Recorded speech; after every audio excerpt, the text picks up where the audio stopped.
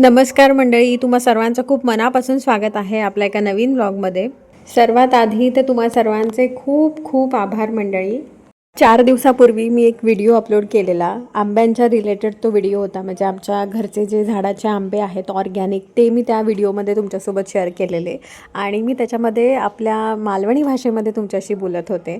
तुम्ही त्या व्हिडिओला इतका छान प्रतिसाद दिला आहे, मला एवढे व्ह्यूज आले आहेत, एवढे छान छान कमेंट्स आले आहेत त्याच्यावरती आणि आपले सबस्क्रायबर्ससुद्धा वाढायला खूप मदत झाली आहे त्या व्हिडिओमुळे।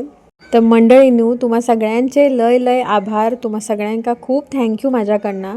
तुमची अशी साथ रवान दे आणि बाकी काय, तो वरना बघणारो असा ना, त्याका काळजी।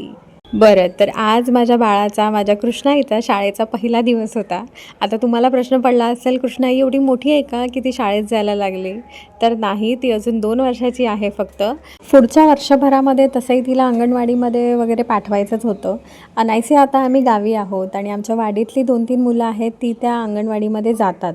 तर मग विचार केला, तिला असेच घरी बसवण्यापेक्षा त्यांच्यासोबत शाळेत पाठवावं, तिलाही थोडीशी शाळेची आवड निर्माण होईल आणि मुलांमध्ये तीसुद्धा रमेल, त्यांच्यासोबत खेळेल, एकमेकांसोबत कसं खेळायचं किंवा एकमेकांसोबत कसं शेअर करायचं हे तिला समजेल। आमच्या मॅडमनी तर शाळेमध्ये खूप एन्जॉय केलं। 2 तासाची शाळा होती, पण मॅडमना घरीच यावंसं वाटत नव्हतं परत आणि तिच्यामुळे मी सुद्धा शाळेचे दिवस जगले पुन्हा एकदा।